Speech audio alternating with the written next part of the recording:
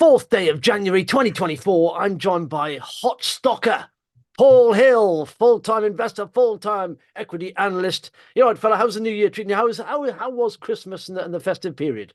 Yeah, it's been good. Just a nice little start. I've been shooting arrows, a bit like old Luke Littler that last night at the Ali Pally, and he picked up sort of 200,000 grand. So yeah, not too bad. But yeah, it's up to our sort of like responsibility now to help people sort of select a few sort of stocks for 2024, and it seems to be starting up, very much as planned, i.e., such that you've had a bit of a rotation portfolio. Investors have rebalanced their portfolio, so they've come out of the sort of the Mag 7 and the Mag 10, and reorientated a bit further down the food chain into those stocks that haven't actually participated in the rally, things like healthcare. So pretty predictable, really. What's your sort of thoughts?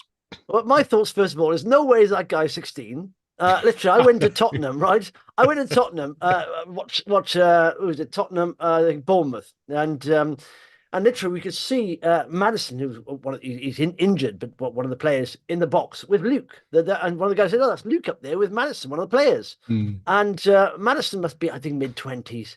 And Luke looked older than him. There's no way that guy is 16. No way.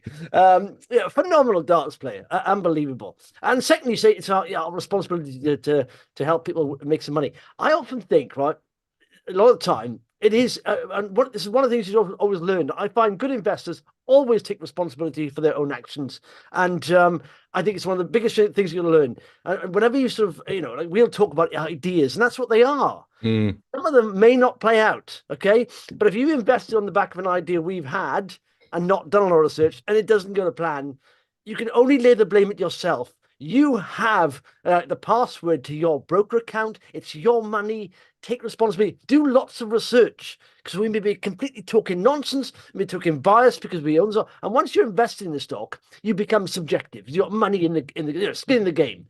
And so I think always for 2024, if anything, do research, more research, more research, and come before you invest, be very cynical, because once you are invested, you are subjective and you've almost suffered confirmation bias. But anyway, thanks for joining us. We are live on YouTube. By all means, hit that subscribe button, like, comment. Any questions? Christopher says, "Morning, Happy New Year."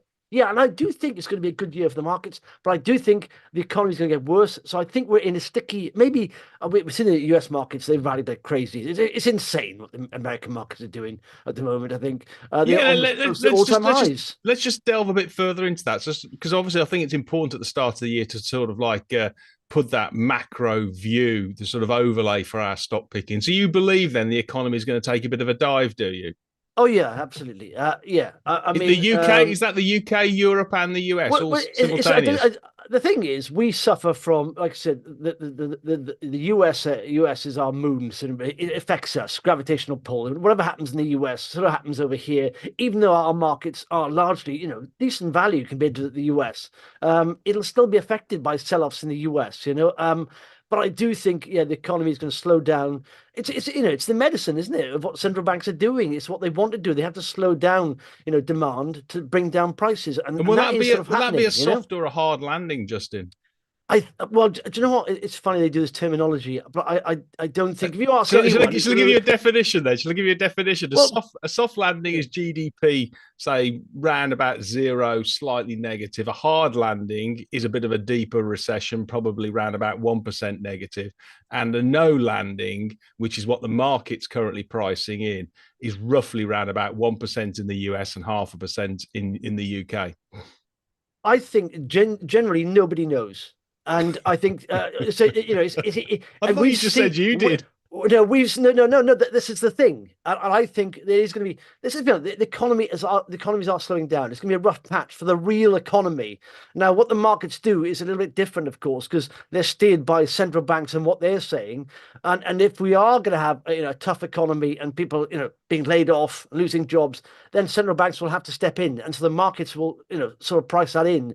But we've also seen that, especially in the UK, central banks are lags. They lag. They lag the real economy. So when it starts getting hard, when are they going to start easing up? Maybe the talk will help, but I mean, I just think they'll lag. But I also think demand will come down. It'll be people being laid off. There'll be less demand for lots of companies, and I think the economy is going to be very tricky in the next few months or so. But when the central banks step in and indicate they are going to ease, I mean, it's already happened in the US. I suppose that's why it's running like crazy. But now they're trying to pull people back and rein them in because the American market's not far from their all-time highs. I know it's largely the effect of the Magnificent Seven, whatever they're called. But yeah, no, Yeah, yeah, yeah. I believe. I think you're spot on there, Justin. I think we're going to go through a tougher economic period, both sides of the Atlantic, which is going to force the hand of the central banks, as we've seen, and that's actually shown through in bond yields coming down. And in fact, a lot of the market are pricing in significantly more Federal Reserve cuts and Bank of England cuts, in fact, than actually what the policymakers are actually saying. So, round about sort of 15, sort of 625 basis points drop in the US, and probably 1% to 1.5% as gain in the UK as well. So that should support the equity markets. Now, the next question, if we are going to go through a tougher economic period, is what does that mean in terms of corporate profit margins and corporate EPS? Because at the moment, we're sort of like the market's expecting 10%, 11% EPS growth out in the States and roughly around about 6 to 7 in the UK and about 5 in Europe. Yeah, well, the trouble is, it's hard to predict because we know how things work. Once things start getting bad, or the outlook starts getting bad, people start reining in, so it exacerbates the problem. That's the issue, and I think that will happen. But like I said, I don't know. I just think that I have no idea on the specifics. I just think after Christmas, people spent a lot. The big demand for lots of businesses happened, last quarter of last year, maybe. And now you see a slowdown in demand, in growth. And I don't know where that'll head, but like I said, you always have this sort of downward spiral when people start reining in spending, like less demand, less goods, people will start laying off people, and it starts getting worse. And of course, and I think we will have a very tough quarter one economically in the real world. I think businesses are going to struggle. Obviously, not all businesses, but Let's put a bit of granularity and a bit of specifics on that one, because okay, let's just run the rule, because if we're going to get a softer economic climate with interest rates coming down, okay, what how that means, fast they're coming down. That's the trouble. I mean, yeah, they're not coming down very and they're quickly, coming are they? down, and they're coming down also because of inflation is falling, and that's been driven by demand softening as well. Yeah. Okay, so that all makes sense. We like that. Now, what does that mean for corporate profits? Well, top line growth is going to be difficult, no doubt about it. Companies have still got their existing cost base, and as you rightly point out, the only way they're going to shed cost is they're going to get rid of headcount. So unemployment is going to go up. Yes, they'll benefit from lower input costs and lower freight costs, but they're going to struggle maintaining their existing sort of above average profit margins, particularly as supply is going to stay at least at the same, if not grow, because supply chain is still normalizing in places like the automotive and aerospace sector. So where do you want to be? There's two areas, in my view. You still want, as we've rightly talked about, companies with pricing power, companies with IPR. You probably also want the small cap sector, because that's already been hit by the rising rates, and therefore should see a reduction in its rates because it hasn't gone to the bond market for securitization, and therefore, if you do get a steepening yield curve, it will be a beneficiary rather than the large caps. And also you want clearly companies that can get through a tougher patch with sound balance sheets. So I actually think what you've talked about there in terms of a slower economy, steepening yield curve, lower inflation is exactly what we've been hitting, the pounding the table about for the last 6 months. Yeah. And I would be, when you get the small caps, I still think, it eased up a bit the equity markets, but I still think, if you're looking at, pre-revenue loss-making companies that have good potential, then, there's two questions you always have to ask yourself. How much cash have they got? How long will it last? So it's still not going to be easy raising money. So if you're going for, micro nano caps, I still prefer, companies that have got money to get the profitability or are generating cash. because like I said, I Well, think there's let's a talk lag about factor one of here. those then, because one of the Mm. your stocks, Destiny Pharma, just came out with results. Yeah, This well, not results. It was basically there was I think the guy, I can't remember what his name, Chris Tovey, I think his yeah, name Christopher, yeah, was yeah. basically saying he's thinking about some strategic options over his one of his key nasal assets is XF73, isn't it? What's your take on this one? Yeah. Well, listen, there were, I mean, the share price is off by 6% a day, but they were suggesting before he came in a deal at the end of the year, pretty much. But he's come in, done a full review, and there's bigger potential here than he thinks. And so he said, he is going to take the time to get the right deal done. But they do say here, and I don't know what this means, they're continuing discussions with a number of potential partners with a view to delivering the best deal to maximize shareholder. He said, we will provide further update in due course. What does that mean? To Yeah. a shareholder, that could mean, oh, the deal's done, it's in the bag, or it's very close. Or other people says, well, that's not even close. So, there's no denying there's significant value here. Like they're saying their sales in America alone is worth 2 billion. And you've got this NTCD M3 already a deal Mm. done.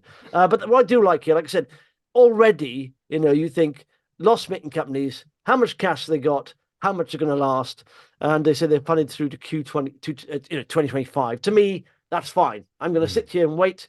The deal will get done before that probably, and I think that will come with a milestone upfront payment, and that'll extend that Yes. runway further. So I'm Yes. happy here. Like I said, it's one of the higher risk holdings I have. It's pre-revenue, it's biotech, but largely, like I said, two phase 3 pretty much lead assets here. So I think 60 million, whatever it is, for those two assets. It's very good. Mm. Deal on one, deal coming in the other. But like I said, the most important thing of any loss-making companies is how much cash they got, because you're already raising money in these markets, and so the cash there runway I actually think the most important thing about Destiny is the quality of its science and what it said yeah, to me with Chris Tovey, and also what you've talked about with the upskilling, effectively upgrading of the board. I mean, you've got some really big hitters there, haven't you, as well, who yeah. have been attracted by the asset and the quality of the technology. Oh My yeah, sure. my I've got my no doubt. Yeah, my go on. instinct is that I'm very surprised the shares have gone down this morning, actually, because I would have read that quite positively. But hey, the Yeah, market does weird things at times. yeah, I think people are almost, expecting a sort of deal straight away, almost, oh, I thought it Yeah. was deals. I see the RNS come out, the business update. Oh, but You've no, got to and be so patient. You've got to yeah, be yeah, patient with exactly. these things. If they've got good quality assets, then Yeah, there's going to be there's the right. It's pointless rushing and doing a wrong deal. You've got to do the right deal with the right partner, with the right yeah, distribution at the right level. So I think yeah, yeah, they're doing it perfectly, because they don't need to make a sort of like a knee jerk reaction decision just because it's turned the calendar. They need to get the exactly. right Yeah, partner, the right sort of like complementary technology to be able to really commercialize this across the world. yeah, yeah. No, exactly. I think one of these things are. I mean, like I did say before that. One of the most important things is portfolio management, and people don't talk about it that much. And they talk about what stocks to pick, but how to manage that. And like I said, I had a couple of stop losses kick in on initially because I was overweight. It was pretty much Yeah. over 20% of my portfolio, and it dropped down, kicked in a couple of stop losses. I still hold a decent chunk, but I'm not going to sell before now. I mean, I think it has to drop significantly now for any more stop losses to kick in. But I'm happy at the level I'm at. And like I said, this is the kind of stock. It's one of those stocks I think there's always room in the portfolio for one of these hope high potential stocks, pre-revenue, loss-making, that could deliver multiples of your initial investment. Mm. As long as you're overexposed on it, as long as you keep the position comfortable, then, like I said, I'm never going to lose money on this now because I've got stop losses in. To me, it's almost a risk-free investment, and the upside could be significant. So I'm Mm. happy to hold. Like you said, the board, high quality. I mean, if they have to raise money, I've no doubt they'll do it because, like I said, they've got a lot of money behind that now and a lot of quality. But it's the thing is they don't need to. That's a good thing. And to me, Mm. that says a lot in this market. They don't need to raise money, and I think that cash runway has been extended, so just proves they're being quite prudent with their cash.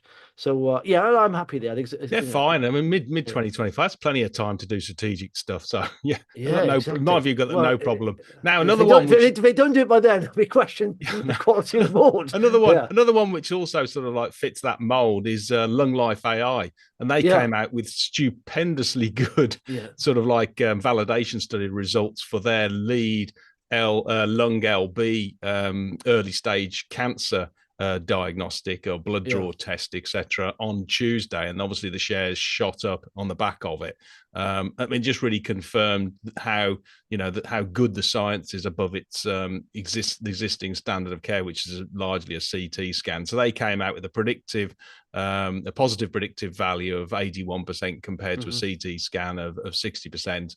And it's going to be used as a sort of like a rule-in test for patients. And there's about 1 million small nodule sort of cancer patients, indeterminate cancer patients out in the States. So it's a sort of $2 billion total addressable market that they're addressing.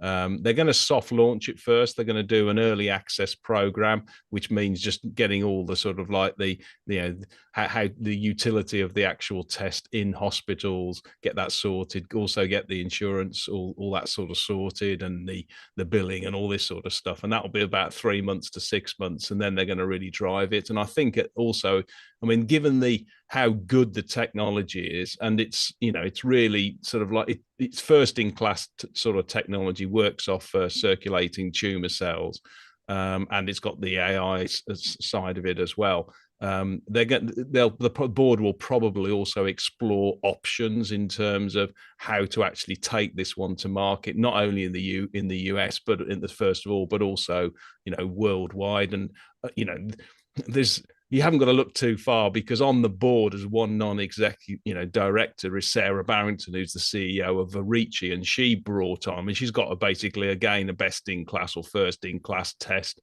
for kidney donor transplants, and they brought in Thermo Fisher, a big diagnostics company. Now I think Lunglife will probably also explore those type of options, and one party that, I mean, I say it's total hype, sort of like my hypothesis. I'm got total guesswork, but you wouldn't look too far away from somebody like a Roche Diagnostics, who are big into oncology and big into diagnostics worldwide, to sort of take this up and pay an upfront sort of like payment and go to market with it, and the IPR stays with the actual company. So that's a well trodden model that I think probably Destiny Pharma will probably also have a good look at as well, because they've got brilliant technology, best in class, and it's really getting it into the hands of doctors and helping patients as quickly as they can over a broader sort of geographical footprint. So really, really good news. I mean, this has been volatile because it is pre-revenue, but they will make revenues this year and then will rapidly increase thereafter. The important bit is, as I've always said about biotech and diagnostics, is having that really brilliant technology, the best in class technology. If you invest in it, then there will be a good outcome for shareholders. Yeah, yeah. Well, I tell you what, I got tripped out on this because liquidity. What's annoying is I couldn't buy this in my Barclays ISA. Barclays don't do it for some, because it's got ink on the. Yeah, it was a ink, Reg S share. It I know, was. and yeah, and many. I don't know how many, but Barclays didn't do it. So I actually take money out and go to IG, and it's so illiquid, and it taught me a lesson. I did have a stop loss kick in, and literally they all triggered off. And I said, okay, well, I was happy. And it's annoying because I love the company, I love the technology, but it's so illiquid because it's not traded on many platforms. It's a lesson learned And I only took about 3% of this total portfolio value initially, but it doubled. I bought like when it crossed 50-day moving average here, and it doubled and then almost tripled. So it ended up taking like 9% or what, 10% of my portfolio value, and it was too big. I couldn't, it's too liquid for me. I couldn't buy. So it's but I think hopefully that will be, as it gains momentum and interest, the liquidity will improve. But yeah, fantastic technology, amazing, isn't it? If you look, I looked at stats on this before, which is quite morbid, but I thought, what kills most people, right? And it's one of three things: it's heart disease, dementia, or cancer. They're the big three. If you're over 65, you die. You pretty much is one of those, And like I said, heart disease is pretty much a lifestyle thing, so you can't really cure that overnight. And dementia, they're looking at ways of curing that. Cancer is almost always trying to find, ways of improving outcomes for cancer. And like I Mm. said, theirs is one that does that. And lung cancer is, the biggest killer of all the cancers. And Mm. so that early diagnosis is key. It's massive, huge potential. And like Yeah. I said, it helps so many people. So it's a huge area. So it's very Yeah. interesting. And just to And finish off that one, I mean, basically, the house broker Investec have got a target price on it of £2.21. So, and it can pay there you what are. 59p currently. So there's plenty of Yeah. upside. Yeah. And Yeah. Yeah. also, I interviewed the CEO Paul Pagano last night, and the video went live just before 8 o'clock this morning. So if Yeah. people want to have a good look at what he said, but it's really, really encouraging, and they have done an absolutely fabulous job, no doubt about it. And that's the whole Yeah. point of bringing, of AIM, is that you fund and bring companies, their innovative new products to market and get them growing, get them into the hand of customers and patients, and they'll improve the quality of the world, and also, bring jobs to those companies and to those areas. So yeah, Yeah. absolutely, tip the hat. Now, another one of your Go portfolio, on. Trufin, came out with. Yes. I think it was a sort of, it was inline trading update, but they did say they'd been struggling a bit in their gaming side, hadn't they? Yeah, PlayStack. Yeah, yeah, yeah. So it's now three parts of this. It's sold Virtus, which is Mm, sort of IFA sort of thing, which is a little bit boring. But but I do like the thing. The reason why I'm holding this, I do sort of like PlayStack, but and it will generate revenue. And they say they're going to be EBITDA, profitable this year.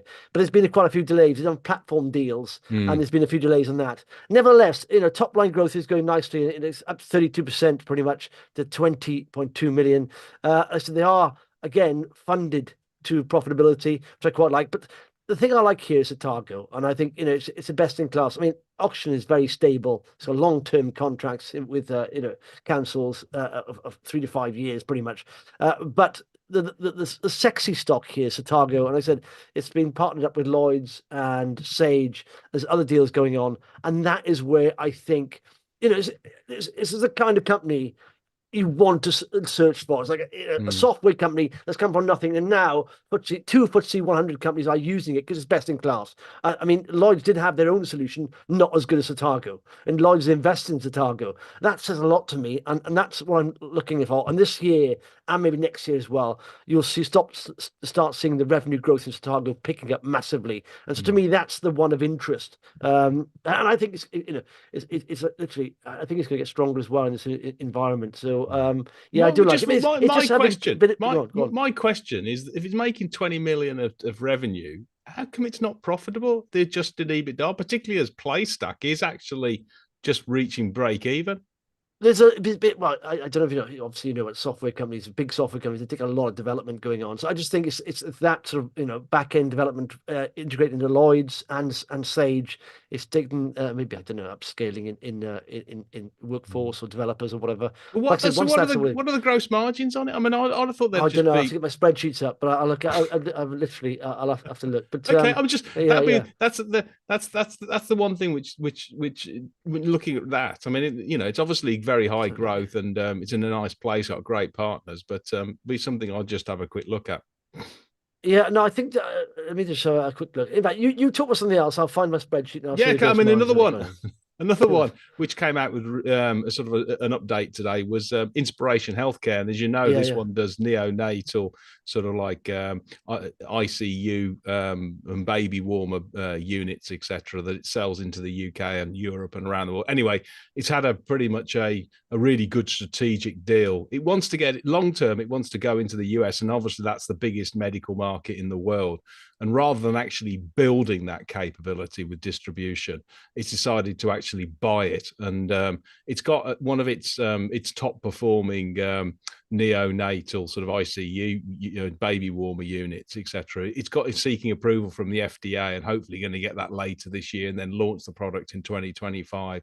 And so it could actually put its own warehousing and supply chain out there, or use a third party. But what it's actually decided to do is to actually buy an existing sort of like ventilation or medical ventilation business out in Florida that's got distribution around the US, and also has access into the neonatal clinics. and is using that basically as its vehicle to access the US market, really at a very cheap price, upfront payment of $1.5 million. The company already makes revenues of 1.4, so it's about on upfront about about 1 time sales. It's loss making, but it'll be profitable or earnings accretive in the second year in 2025. And this looks absolutely a perfect deal, really, because why do you want to actually use a third party and give away sort of 40-50% of the profits if you don't need to? And why do you want to build that distribution capability when you don't need it? And they've basically bought that. They've got that beachhead into the US at a good price, and they're sort of future-proofing their model for the US, assuming, of course, they get FDA approval. So I love the deal. I think that's a really, really sensible move they've done. And it could, assuming things go to plan, it could really but by 2025, 2026, 2027, this could really launch the business out into the US, because their products are proven sort of best in class in the UK and elsewhere, and there should be no reason why it can't can't do well in the US, assuming the FDA approves it. Yeah. Well, do you know what? I'm quite looking at the chart and that it's recovered nicely. And look at that previous support there. It's now on that, which would be resistance. Breaks through that. That's quite nice. It's looking quite good. I mean, obviously, it's had a bit of a hammering, but you can see that really sell off breakneck and bounce back up nicely. That, so I quite like that. Well, the Trufin reason why sort it of bounced up, because the directors were buying big time okay. when it dropped off. So Yeah. they're obviously pretty much convinced that things are going to work. Anyway, it's still work in progress. It's still I think I bought it around about sort of high 40s, 50 or something like that. So still, I've lost money on it, but I always say I never buy at the bottom and I never sell at the top. And if I can make money in between, I'm happy. Yeah. So Trufin 69% with their gross margins there. Oh, So right. Oh, okay. yeah. Well, that's really weird. Then they've got some pretty heavy, Yeah, costs. Yeah. operating costs below. If they can Yeah. actually save on that, then that would be rapidly profitable, wouldn't it? Yeah. 69%. That's a good gross margin as well. Yeah, there we are. There's efficiency, of course. Everything else is lost of it in there, but yeah, it's just a bit of time. I think Starga's the one I'm liking there, but it's had a little weakness of late, and Yeah. it's one of the ones that held up doing the thing. Literally, it held up doing the sort of bear market, and now it's rolling over a bit. I don't care. I don't have a massive position, but it's one of those ones that I do think Starga's best in class. I think it'll knock the ball at the park eventually. It just takes a bit of time when you're dealing with these big companies. It's never quick, is it? So Yeah. Well, just yeah, putting a bow on the early stage healthcare stocks. We've got Belluscura as well, which just before Christmas, after our last hot stocks, they came out with very good news that China had approved their portable oxygen concentrator out in Hong Kong and Beijing, and so essentially their third party manufacturer will now be able to sort of like go full bore in terms of selling that product out there, which clearly is a huge market, China, because they're big heavy smokers, and with all the historical air pollution, they've got a lot of patients with COPD. So this one could go really, really well. They're still waiting to conclude the takeover of the small sort of like deals. It's basically a shell company that has cash on AIM to be able to help fund it, and that should happen fairly soon. I think. I mean, I don't know. It's all high pop. Sort of like guesswork again. But I suspect, because there's been a lot of M&A going on, the takeover panel has been swamped with work heading into Christmas, and it's just taken a bit of time to review it and get that, because there should be no reasons why that deal doesn't happen. But frankly, the technology is again top notch, and it's a race to shoot. They will get, if assuming that deal goes ahead, then they will have sufficient cash to reach operational profitability, and there'll be a significant ramp up of the demand is not a problem. The demand's out off the charts. It all comes down now to the funding, which should come through with the acquisition and the execution. And they've got all their supply chain. They've built these things before, so they know how to do it. And the third party manufacturer, which is a subsidiary of Foxconn, is well known as being one of the world's leaders. So I think this could really. I think 2024 could be a real big inflection point for Belluscura. But hey, there still is a lot of heavy lifting to do. But the shares have come a long way. They've really fallen like all of the sort of the early stage sort of tech companies, whether they're software, healthcare, anything like that. They've been whacked, haven't they, over the last 18 months? Yeah. Well, exactly. I just posted a tweet out, and I haven't tweeted it for ages on intelligent ultrasound, and I'm thinking, what's going on here? Because this has had weakness in the share price. It's come down, Mm, it's bounced a little bit. I'm thinking, if you look at their forecast growth, it's phenomenal. I mean, in mm, fact, let me just show you. Where is it? Here we go. This is revenue from forecast from Revenue AI alone, right? yeah. And there aren't many companies commercializing AI properly, but this is their growth anyway. It's 22% compound annual growth.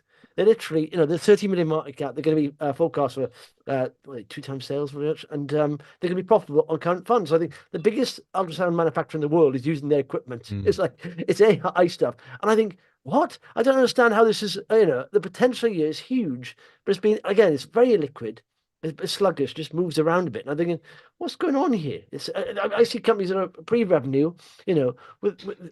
nowhere near profitability, with not that potential or sign-ups or partners valued a lot higher than this. I think, I don't know what's going on with this. It's just one of those Yeah, things that's all I would frustrating. say, okay, Mm, is that the fundamentals drive this business, okay? And I mm. think the technology is fabulous and the partners are really, really good, etc. And I think you've got to treat the chart with a bit of sort of like, Yeah. Oh, it's so with a illiquid. bit, Yeah. it's so illiquid. Anything with massive illiquidity is really, you can't trust the chart because it can go up No. quite fast and it can go down very fast. And therefore you Yeah. very, very get, trained. The charts tend to work more where there's a bit more liquidity in it. And Yeah. Yeah. Absolutely. I Yeah. think with this one, you've just got to be patient and just say, look, okay, I believe the technology, I believe the story, and I'm just going to hold it through thick and thin, and Mm, just see how. Just forget about the volatility. I mean, I yeah. do that all the time because I trade. Not trade. I basically invest in lots of companies that, frankly, are difficult for me to get in and difficult Yeah. and impossible for me to get out. So, I Yeah. just have to accept that in between, I'm not going to be moving shares and holdings around because I can't. Yeah, well, that's why on the spreadsheets. That's why I actually put in average daily volumes here, and literally, say on Trufin, 50 grand. That's what it is a day, Mm. and I put 10th of that in because if you're in trouble and you need to get out, you're not going to clear more than 10% of that on a down No, day. you're So not. No. I sort of put those in as well, just as a Yeah. warning to me, pretty much, as the liquidity of stocks. But yeah, and it is frustrating sometimes. Like I say, you can see it literally. You'll see like almost someone sell, literally 100 quid of Mm. shares, and he'll take it down a little bit. Thinking, come on, Yeah, I know. you're selling 100 quid of shares for Yeah. anyway. Um, Another go one on. which has come out with sort of like continue is equals now. Yeah. It's worth just sort of like spending a couple of minutes on it. I mean, basically what they've said just before between Christmas and New Year is that they haven't yet concluded a deal on whether on the strategic review whether the company's going to be sold or not. The key party Hang seems on, to. so look at that, Paul. We're just talking now. Look at that. Look at it. It literally hit the 200-day moving average, come back down within a second of us talking about it. Sorry, it's come back to equals. Sorry. Sorry. Not that you're looking at this chart very No, closely, that's nuts, though. Isn't it? That's but probably but 100 quid equals gone into it. but equals, yeah. So in between Christmas and New Year, they came out that they've extended the deadline for their Mhm. strategic review to the 24th of January because they hadn't finalised the price and what that means. And the shares had sold off beforehand and then have just come back up. They're about 124, I think. What that says to me is there really is. I'm now more confident that they're going to conclude a deal. I'm not super confident, but more confident. I was 50-50, but I actually think it's about 60-70% chance now that they're going to conclude it because there clearly is a lot of interest. And I mean, again, it's total guesswork, but I would say that Madison Dearborn and the board are just negotiating price, are just deciding through the final bits and pieces of the due diligence what is going to be a clearing price for the shareholders. And over the next few weeks, I'd expect them to say, yes, it's either it's this number and it's agreed, or it isn't, and they'll walk away. But Madison would have disappeared if they weren't strongly interested in buying this company. It's a matter of sort of like, what number are they going to put on it, and again, I don't know. I mean, I would say a fair value for it, and this is just again my just been broadcast. I'd say 18 to 20 times PE, which would be about 155 to 175 would be a reasonable fair value. But it all comes down to, whether things like Madison believe that somebody like Fleecor who a trade buyer could potentially come back in, and they can do, because they only dropped out probably because they didn't want to go through sort of like an auction process and wanted exclusivity. But once the deal's been announced, then other parties can also enter the fray. So they clearly want to if Madison wants it, they clearly want to put a knockout deal out there, or a deal that's going to deter others coming on. And they want irrevocable, sort of like undertakings from the actual shareholders. So anyway, it's work in progress. This says to me, to be perfectly honest, on the balance of probability, a deal's going to get done. But as I've always said, I'm a happy holder. If it doesn't happen, then I'll be very comfortable holding this for another 12, 18 months, etc. It's my biggest position. Yeah, so essentially, like I said, it's growing. The returns have been excellent for shareholders. So what's the thoughts behind this deal? Why do they want to do this deal? Because they said they remain confident in the longer term growth prospects of the business. So why are they doing this? Well, it's been basically because they've had interest beforehand, and therefore the board basically thought, right, okay, their view is that they've got a really long, long runway ahead for the company, and it looks attractive, blah blah blah. But they'd be remiss not to actually explore options where they've had multiple parties of showing, they want to actually buy the business, Fleecor and Madison, and maybe others as well. And therefore, it'd be crazy not to give the shareholders at least a chance to actually have a look at it. Companies get a lot of criticism for not taking, sort of like offers or highlighting these to shareholders, and then you have caught a bit of a false market. I mean, I've seen so many people, experienced investors, really having a go at companies for not actually saying they're having, there are discussions and serious interest, because it creates a bit of a false market. So with a fiduciary duty on the directors, I think they've done the right thing, actually. I think legally, they could do either. There's no doubt about it. But actually, I think they've probably done the best thing. Admit the downside to me is not, whether they're confident. The downside is there's disruption, because, in terms of winning new customers and re-signing customers, and it looks as though everything's doing okay because they're online. But anything whereby you get a change in control cannot be very helpful for a B2B business. But it doesn't seem to have affected the company too bad. That's the only downside by going public on it. Yeah. Do you know what? You remind me there, you mentioned Fleetcore, and I was saying recently there's been a lot of data out about EV charging, and the government's all not hitting targets on EV chargers in motorway service stations, high powered chargers. They want everyone to have high powered charger, but apparently there's only 4 in 10 of these high powered. And all this data, and I was thinking, Joe, you more and more data come from ZapMap, and I thought, do you realize who owns ZapMap? It's owned 49% by Good Energy. And also Fleetcore put some money into it. And of course, Fleetcore, very big company as well. And do you know what's quite interesting? John Human about, and he quite likes companies, not the actual story, but the picks and shovels that play into the story. And you often hear this, in like I said, everyone's focusing on charging and charge points, which are quite capital intensive, putting charges all around this. But the data that comes from those goes through ZapMap, which is now the biggest provider of data and paying points. You can pay via there, you can see accessibility, and that's owned by Good Energy. And so data is the thing, isn't it, behind these things? It's very important to hold that 49% they hold of that ZapMap. People don't talk about that too much, but thinking it's a very interesting play, especially when you've got Fleetcore on board as well. But if you've got unique data that people can't replicate, then I'm with you. Makes a lot of people sense. are selling. I mean, look at that. That's a chart of Good Energy. But people are buying that. Are you still in Good Energy? Yeah, it's still in that. I've seen so many updates recently on EV charging in the UK, and the source of that data is always ZapMap.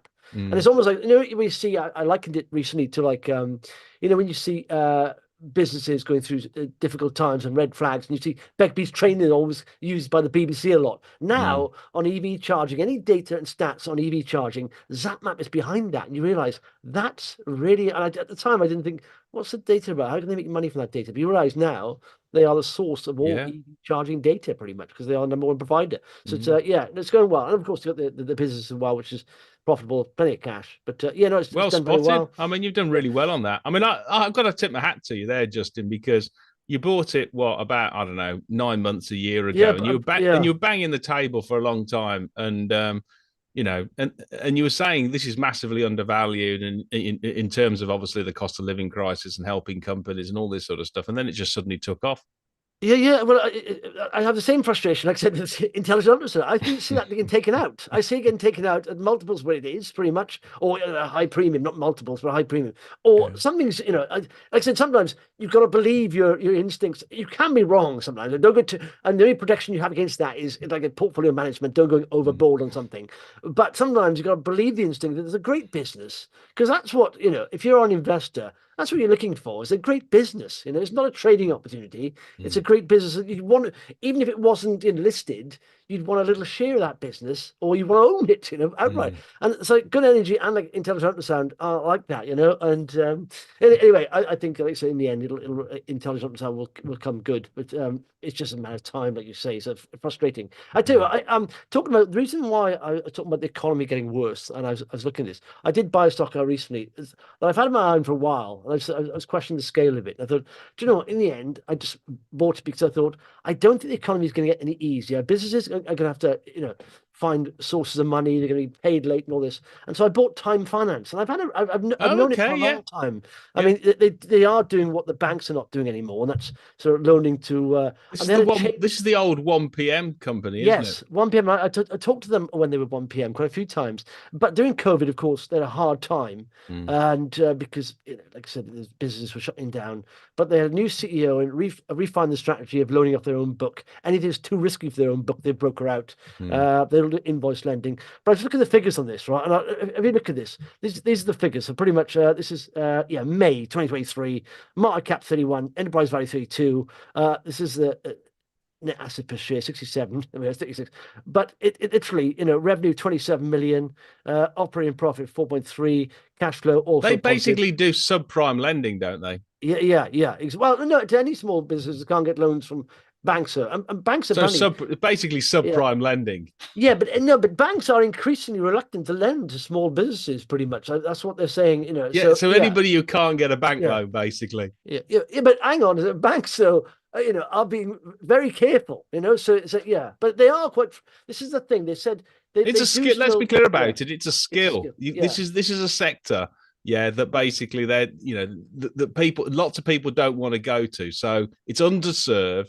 And if you're yeah, good at what you do and you're good at credit risk and credit management, then you can do very well. And yeah. And these guys are looking at, I mean, their impairments are like very stable all the time, 6% from that, and mm, but look at this growth, right? You got top line growth. Look at the operating profit growth. yeah, Look at this. It's the last year and there, 2 years of growth. Now it's very rare to get growth and value. I said if you can pay those up, not many companies have that. But even going down to this, price to earnings 10, price to book EV even at 7. That's going down to about 4 next year apparently. And it's everything is in green. Even mm, even the forecast, even the momentum. And I thought, what's not like here? I can't see this sector getting weaker over the next 12 months. I think increasingly mm. businesses will find it more difficult, going forward in the next 12 months. Yeah, The interest rates are not going to come down very quickly. that's not the issue. The issue that I mean, and it looks as though the market's getting more comfortable on it is what the credit quality like is of the loan Mm. book. That's actually the Yeah, nuts and bolts of the business. If they're they're effectively their credit checking and their monitoring of companies and the rates that they charge is well refined and they can make a good net tangible net interest margin without actually having any peak out of the or blow out of their credit quality, then they'll do really well. It's basically like a leverage bank, this one. yeah. Well, I mean, they've had record results coming up. Mm. The results are in January 25th. But like I said, own lending book is up. Like I said, what is it? Net arrears remain stable, 6% lending book. Net tangible assets up. Everything's up. How much is It's what's the size of their lending book? 188. It's gone up from Okay, so 170 the last lending year. book is 188 and their net Yeah. tangible assets is 36. So they've got a leverage ratio of roughly around about 5 to 6, haven't they? Which actually is not that aggressive. I know it sounds a No. lot, but it's actually not that aggressive. But let's just be clear about it. If they get a delinquencies in sort of subprime loans of 5% on the 188, that's basically what 10 million, isn't it? So effectively, you'd take 10 million off the 36, and that would be probably round about, I'm just guessing here, 20p per share, something like that. But that would be coming off your net tangible asset, but of 767. So you'd have a notion, even in that sort of scenario, you'd still have a net tangible assets of 40, 45, 50p compared to the current price of 36. So there's a lot of already bad news baked into this price anyway. Yeah, and well, no, they do say. I mean, they keep stressing it all the time. They said they're going for like quality, and if the risk is too high, it's broke it out pretty much. So Mm. their own lending book, loans, they are quite conservative on that. So, and this new guy's come in, like I said, he's reiterated this over and over again that it's about the Okay, there you quality of go. loans. Yeah, So yeah, net yeah. arrears at 6% is stable, isn't it, at the moment? Yeah, yeah, Yeah. yeah, yeah. So I think like I said, this new CEO came in, they've changed strategy a bit, and it seems to be Mm. playing out. And I wish I had. I was aware of them a long time ago, and but I thought no, and I should have got in earlier. But I still like where they are and what they're doing, and I think they continue to grow. I think nicely. But yeah, so that's a new one Well for done. Well, me. I'll douse it with a bit of word of caution because I've got one that Yeah. hasn't worked out quite well, and you could probably remember what it is. Sondrel. Oh yeah, yeah, yeah, yeah. That came out with another beauty. I know. Was it late? Was it after hours? That It was. was. It was just before the market closed on the Yeah. 28th, I think it was. Basically, they've run out of money, and their employees are funding the business. So the shares effectively shot down to about 3p Yeah. or something like that. Mm. Market cap of around about 3 million. Um, and I mean, it looks like pretty much an emergency state of the situation. I mean, my take is they definitely need to raise money pretty quickly because they're not going to, in this basis, they're going to struggle realizing working capital. However, having said Mm. that, I have exchanged emails with the CEO, and he's, I mean, There's reading lots of between. swear words in there. I'm reading. I mean, I was obviously quite distressed, like Yeah. most others. And I said to him, "Look, it looks as though you're going to have to raise money pretty damn quickly, whether it's from strategic, sort of like partner or alternatively from the market, and that will help the company get through and deliver on its demand."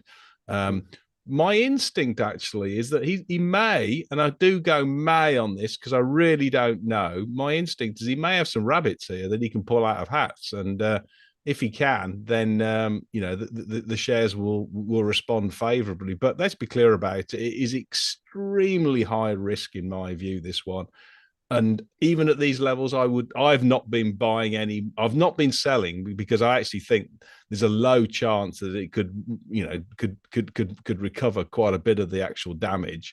But would you put any, it's a total, in my view, this is a total gambler's stock. You could, Yeah. but from But five, I liken this to Tiny Build, right? A little bit because Tiny Build's got a founder behind it, and yes, you're probably right, actually. Yeah, it's there's one of not those that. ones. Yeah. Yeah, it's one of those ones where I said to John on the thing, I said, "Listen, this is going, this is really bad." But the thing is, they've got a legal problem as well, which it complicates it. But I said the problem is, the guy said the founder is going to put 10 million behind this. If he does that, it's going to jump massively. Now, Mm, I wouldn't take the gamble getting in beforehand, but it mm, looks like, but also you got a legal problem. I said, if they clear one of those hurdles, legal problem, and especially the funding, it's going to jump. And like I said, it did rise, but it doesn't mean now the business is yeah. improving, but just almost like it's almost like when you get a patient that's in Mm, intensive care yeah. and they put the old jump starts on them and that's what happens. Like look at that, it's still flat. It went from 2 pence to 5 pence overnight. It's more than doubled pretty much when they got that funding landed. They still got legal problems and they still got the background of the gaming industry Mm, not being that fertile at the moment. But yeah, yeah, yeah. So if it's one of those things, it is a gambler stock at the moment. And if you've got a founder there or whatever willing to put money behind it, he probably will because it's livelihood. It's everything, isn't it? So Well, it's also a what's strategic, strategic partner could put money into it because they yeah, want the actual IPR and they want to basically be able to, direct. I mean, they could be. Let's be clear about it. Edge AI, i.e., the diffusion of artificial intelligence and generative and mm, artificial intelligence will move from the server and the data center out into devices more next year because that's how they'll be commercialized. Things used like yeah, Microsoft's, the sort of chat bots and all these kind of guys and Facebook and Google and all this sort of stuff. So you'll get that intelligence out into users' hands and pockets and computers. And these guys play perfectly to that because they're going to design the ASCII chips that actually going to power these devices efficiently and at sort of like 3 nanometer and 6 nanometer. So they're really exact. I mean, I can't believe it because macro wise, everything should be going. And I can remember when I first talked about it, I was banging the table about this, saying, I think this mm, is going to be really good. How far can I be wrong? I mean, it just is like, yeah. just gone, Yeah. even despite what the macro is and the valuation of beforehand, it's just gone horrible on me. So you Well, can be right. you did say that, I remember at the time you saying Yeah, some of the contracts are quite lumpy, and that's I the did. problem, Yeah. isn't it? When you got cash flow issues, Yeah. like I said, and that's the thing. And so in Mm, this environment, if you haven't got a ton load of cash and you've got those lumpy contracts and some of them are taking time to land, yeah. then it's Yeah. that's happened to many But companies where I would, I mean, I want to highlight it because it comes back to your point right at the start of this, chat, i.e., such that, you and I, if you're going to follow us, we can be wrong. And I was wrong yeah, big time on this. Okay. And, any investor who does decide to, invest on the back of what we've put our money into stocks, then these things go wrong. And I keep reiterating, my hit rate's only 62%. So 38% of them are wrong. And this is one of one of these thirds or 40% jobs. So you just got to yeah. accept. And I've had some, like I said. I've been writing this book, an investment guide, because it turns out I had a brilliant strategy for the bull market. Pretty much, they were all, they're all sort of high flying, sort of, Yeah. hypey stocks that Mm, were pre-revenue, some of them are pre-revenue, some of them are loss making. But you realize only when it comes to a bear market that you don't really have a secure strategy for mm, that. And now I've tightened up that area. And like I said, I've had some stocks go spectacularly wrong. I've had people slag me off like Gfinity and Polarian. I've been in those. I've lost money in those, So, mm, but I did get out before it got too, and almost that exacerbates the hate from some people. I said, listen, do you think I want to pick losers? No, I don't. I want to pick every stock. I want to pick. I want to double, treble. I want it to make you money and me money. So I don't mm, do that as a purpose. But when you pick it off the back of what I'm saying and you don't do any research and you have no portfolio management whatsoever, you can't go blaming me. You've got to learn. And like I said, mm, I've lost. The reason why I've learned so much is because it's because of lessons, and those mm, lessons are generally painful, mm. And so, to be a good investor, you have to take those on board because if you push the blame to someone else, you're not learning those lessons. Full stop. And you'll Yeah. keep make the same mistakes over and over again because you're not learning. And you have to learn. And investing is very powerful because you're in it to make money, and it hits you exactly where you don't want it to hit you. That's in the pocket. And so, unless you learn, like I said, insanity is doing the same thing over and over and expecting a different result. You Mm. won't get a different result unless you evolve and learn. I've even had people criticize me for changing my strategy. But no, are you kidding? Have you read like some of the? If you look at who's the guy that Warren Buffett originally his mentor was? Yeah. Charlie Munger. No, before Charlie, the guy who Oh, wrote the Ben book. It wasn't Graham. Ben Graham. Sorry, Ben Graham had about I think about 8 editions of his book. All Mm, changed. It went from just cigar, and even Warren Buffett went from cigarette butts to actually investing in good businesses rather than ones that were on the below net asset value or whatever.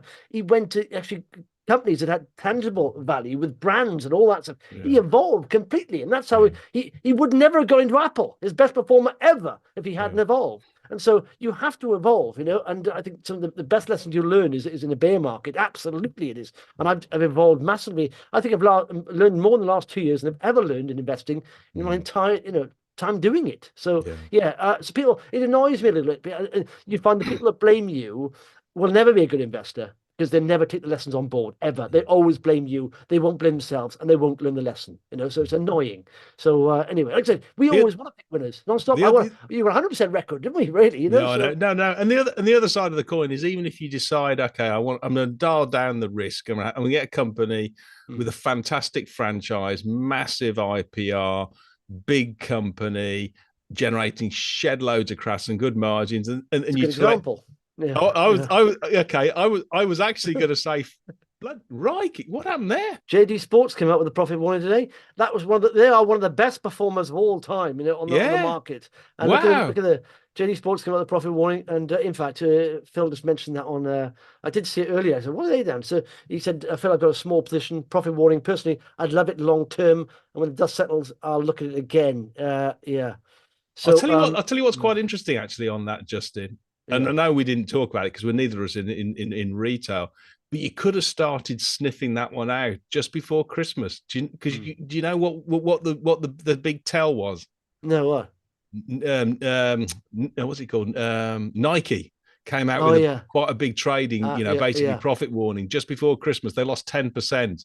And clearly, if Okay. you've got a high margin shoe, what that says is that essentially sports equipment and sort of like, athleisure and this sort of stuff is suffering. It isn't Yeah. quite as big. And these looks as though that's happened, particularly Yeah. out in, I mean, I don't know where the profit warning was, but, the States had softened off as well as obviously Europe.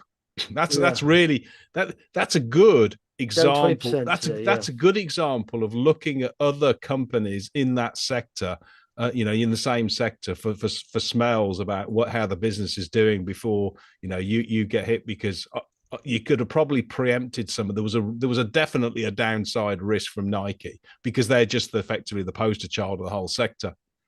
Yeah, yeah. They just say the apparel revenue growth was impacted by milder weather. They always from the second half, while peak trading season across the market was softer and more promotional than we anticipated. Mm. And and that's during the busy season. I think now, like you see this, I think people are going to rein in. Unless they actually need things. I don't think people are going to be spending a lot Wow, this God. year. Yeah, So, no, I was going to say, on the other hand, go on. Sorry, go on. if you go for really defensive play, look at yeah. I mean, obviously next, I don't. They're sort of best in Done well. class, aren't they? Yeah, yeah, No, yeah. I was gonna say Pfizer because I In went into fact, that 12 months ago. an alert on those Pfizer chart. It's coming round, isn't it? Hang on, where's the NSC? Here we It's are. basically the US one. Yeah, I mean, well, I mean, all I would Well, all I would say is that even when you decide to dial down the risk and have a sensible investment strategy, you can be big time wrong. And this is down 45% in the last 12 months. So it's yeah. if not more, and it's a huge company with massive, sort of economic moat surrounding it. Well, do you know what? I've got a free trade app, right? Like I can't with Barclays trade US stocks. What I'm going to do on the discussions we had Mm. on technicals, I'll and fundamentals. I'm not going to research fundamentally Pfizer, but I'll try and play the chart here. Okay, so I'm Mm. not going to get it yet. But I reckon this is my take on it, right? I reckon this pretty much here. That is it's struggling to get over that, but it's above 50-day moving. I want to see it. If it gets above 31, I reckon it's a buy. Maybe even Mm. 32 there because that's previous support. Well, I'll tell you, And about it 32. And about it 32. yeah, A okay. buyer. I'll tell you, mate. Don't. Okay, and the reason is because I can explain that dip and that rise. Okay, it's quite Yeah. easy. If you just hone in on that last month on Yeah. December, okay, Yeah. what that is, and this is a bit of education really for investors. It's a massive loser last year in the US. A lot of US portfolio managers are tax loss harvesting going into the last month, i.e., they'll basically crystallize losses to take a gain, say in the Mag 7, etc., in that final year. So that was, sold off heading into essentially right at the end of December. And then when the tax year turns, and also on top of portfolio rebalancing, because lots of fund managers are heavily overweight the Mag 7 and Mag 10, and therefore need to essentially resize their portfolio across relevant sectors. They get the buying. That's all that is basically essentially sort of like window dressing and beautifying their portfolios and making sure that it's tax efficient. So it's gone nowhere in a month. It's just is artificial selling and artificial buying. Yeah, yeah. Well, that's now down, but look Yeah, at I know. that. It's now down at lows. Literally going back 2016, it dipped down in COVID, but that is now at that lows. Jumped back above that. Yeah, I It's know. no that. It's been a pain trade for me, mate. I've lost a good six figure on it. So, But and going that forward, though, I mean, fundamentally, do you see it improving or Oh what? yeah, no. And Bristol Myers and Roche. I mean, I've got Uh, all the big ones. Yeah, there was no. All it means is that I'm going to be holding this for 3, 5 years, and mm, I never expected it to go down as much. But no, the pipeline looks good. I've got no problem in terms of the longer term picture. It pays a decent dividend. So I'm just going to yeah. hold it, and then you just got to accept that you might hold companies for a lot longer than you think. It's like buying. I treat this like buying a house. House prices can go up and down. Are you going to sell and take that? No, but in 5 years' time, I bet you it's much higher than when I originally bought it, which was about low 40s, about 42 or something like that. I bet this could be well over 50, $60 in 5 years' time, and I'll have picked up a good dividend on the back of it. So I've got no problem. But I think it comes down to what your time horizons are and whether you're on margin. And I don't need to sell this, and I'm not in and out on charts, and I'm not in and out if I still think the fundamentals are okay. Yeah. Well, So anyway, I'm going to buy a little bit at 32. Let's see what he does. okay, well if you do, I trust your fundamentals on that, but yeah, another one which go is on. quietly doing well and I mentioned it before, is Water Intelligence, and they Yeah. came out with a statement that they've expanded their debt facility by another $5 million at a reasonable interest rate. Actually, it's only a spread of it's about less than 3% above US, sort of interest rates, etc. So it's quite for a small cap well, basically it's a listed company, but small cap, that's actually a pretty good rate. It's capped at 8%. And the reason why they're raising 5 million more, they've got plenty of cash, is that they are seeing real demand in terms of their Mm. products into 2024, and they want to expand in terms of organic, not even through M&A. Well, okay, they might buy in some some of the franchisees, but essentially it's in the US and abroad. So this is all largely organic growth, and Mm. I mean that's exactly why you should be doing it. So they've got a very, very good balance sheet anyway, very small amount of debt, and the long term sort of fundamentals of this business are going up. So these are quietly in the right position. But let Again, me take the smile off it. Do you remember I put a smile here? So it comes to there and I said yeah, roll around. no, That's good level. Have you seen you often get this oversold nature, really bounces aggressively and then get mm, back in the range before it moves back up. And that's quite good there. It's back in that sort of range. Get above that, 450, you're back on. It's a mm, massive rally beforehand. When I look at companies like that, I think, yeah. look at that. Huge rally, isn't it? From Mm. 2020 to 21. Massive. And what Wow. I think a lot of that sort of downside is simply because fund managers have been forced into redemptions. They've just used it as an ATM and have just Mm, sold it down. So I think this is artificially low. If it was ever decided, and the board, the CEO founder is not exactly, he's towards the end of his career. Whenever he decides to hang up his gloves, then I think they'll sell it, because he owns about 25% of the business, I think. So mm, I don't know. I mean, they look to be in a great place. One I'm just going to hold for the long term. So we'll wait and yeah. see. Yeah. What Yeah. Yeah. about Yeah. it just top level? Just because I mean, I know lots of people are on it. What about oil going forward? Because what's really scratching my head, Yes. we've had lots of geopolitical risk in the Red Sea, but actually the oil price has been going down, No. which Well, says to that, me there's too yeah. much flipping supply. Yeah, yeah. Well, I was also, yeah, well, supply and of course the demand is dynamic there. So yesterday, looked at all commodities are down, and I'm thinking Mm, this doesn't look very good, is it, for the economic outlook? Like oil yeah. there, literally bouncing off that Mm, level. It's been trying to get above, it's a support level at 72, 73. This is Brent, of course. mm, But yeah, I mean, if you believe, oil is a economic barometer, then it doesn't look like we're in for yeah. blowout growth there, does it? I Mm. mean, And what is good for the UK economy is that's an input cost for yeah, large parts yeah. of the and more importantly, it's the gas as well, because the US is pumping so much oil, about 13 million barrels per day. as a byproduct of that oil extraction, you get lots and lots of LNG, sort of natural Yeah, gas, which then gets shipped over to Europe. So yeah. I suspect, even if we do have a cold winter, and we haven't had it so far, but if we did get a cold sort of snap, then I've got a sneak suspicion European gas prices are actually they're not going to balloon out. So I'm pretty confident, actually, just on the energy side of it, given the Hmm. geopolitical risk in the Red Sea already, should be have a premium in that.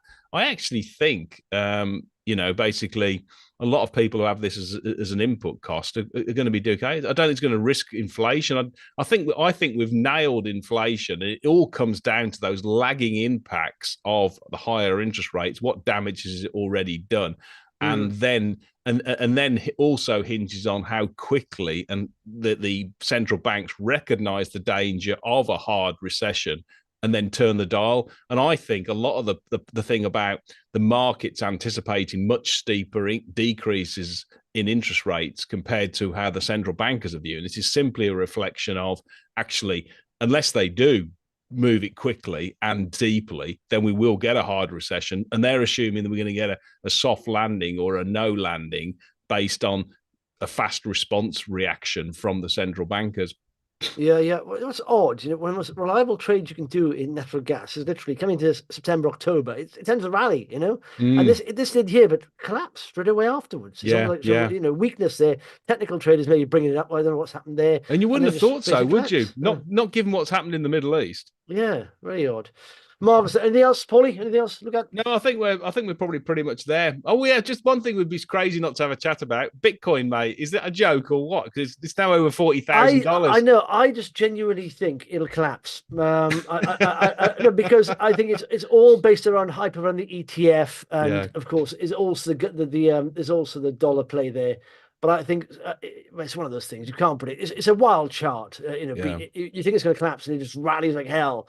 And Mm, so, but I think once the ETF news is done and dusted, it's all about traveling, and I think it'll roll over a bit. But mm. What yeah, about actually? Yeah, just before it would be you house prices, mate. And what's UK house builders? Because did you Yeah, did you did you do that trade? I also think they're done for now. I mean they've rallied strongly, and Yeah, I think that fundamentally, if you look at where are the house builders here, really big caps here, where's Taylor Wimpey, for example. I mean, heck of a yeah. rally, I know. and it's like if you I mean scroll this chart down, it's you know. Well, that's the all-time highs was peaked out Mm, there, but it's rallied a heck of a lot from like yeah. 82 pence to 142. And I think Mm. fundamentally, I don't see a lot of upside in the next. Can you So overlay on maybe. on that chart? Can you overlay the mortgage rates or Oh, the UK bond yield or something let's like see if that? I can. I have to take a lot of the Five year indicators five off. year would be a good one, Let me take some of these indicators off because it'll mess it up. And let me have a look. because I bet you Compare it's an exact sort of like um, proportional uh, representation, isn't it? UK 5 year. Let's have a look. Is there and Gilt it would be bonds. bonds, yeah. UK 5 year. Can you see it there somewhere? No, no. UK. No, we can't do it. And all right, I'll do it the other way. Hang on. Yeah, okay. I'll go to the 5 year bond. I'll find Telewimpy's easier. Yeah, okay. There we go. Right, let's have a look here. Let's get rid of that there. Add TW dot. This is the stocks. Telewimpy. Oh yeah, it doesn't. It messes it up Yeah, because okay, it's yeah, in a yeah, different. yeah. It's a logarithm. Oh yeah, That's there we better. are. So Telewimpy Yeah, is okay. That shows you, doesn't it? Because the yeah, yield is going down and yeah. the stock price is going up, which makes perfect sense. As Yeah, look at mortgage that. rates decrease. Almost a mirror. Look at that. Yeah, It it is. bounces Yeah, up, bounces yeah, down. Yeah, yeah. Look yeah. at that. Unbelievable. Up and down, up and down. Wow. So there we But you are. can understand that, can't you? Because people Yeah. who want to buy houses now can remortgage at a much cheaper rate. Hmm. Yeah, yeah, yeah. Good, Mark stuff. a positive note to end. Cool. Yes. No, I think 2024, it's something like a cracking year for the sevens. But I think the first maybe quarter, maybe tricky, rolling over. We had like big rallies in the US. I mean, that needs to roll over. It'll have an effect over here. You'd also get economic data is a bit gloomy. But then the central banks hopefully don't lag too much this time and say we've killed inflation, done, dusted, and they'll start to ease. And then the markets then will go crazy. for the Well, if you're quarter two, right, three, and four. if you're right, and we do get a sort of like a dive on the markets, then I'm going to be buying that dip. That's for sure. I need Yeah, some more. no. I need more cash, but if I have spare cash, I'm going to go and shed loads into it because it looks like a no brainer on these small caps that actually have pricing power, decent balance sheets, good growth, profitable. I mean, they're just like I buy them every day of the week. Yeah, yeah. Well, do you know what? It's exactly why I'm holding, a little bit of cash, about 36%. It's because I think there will be pretty much one more very good buying opportunity, and then the markets will rally. I think, and Yeah. so I'm holding a little bit of cash. So, holdings I have to top up or in the opportunities. But I do think there will be one more sort of decent buying opportunity, and I think we're off the races then. But there we are. Good That's man. opinion. All right. Marvelous stuff. Speak to Cheers, you 2 Paulie. weeks. Yeah, 2 weeks time. Yeah, wow, it'll be February then, right? No, nearly. Anyway, thanks everyone. Don't forget, hit that thumbs up, subscribe to the channel if you want more content, and of course, share it with someone you love. So I'm sure it'd be a nice New Year's Eve present for them.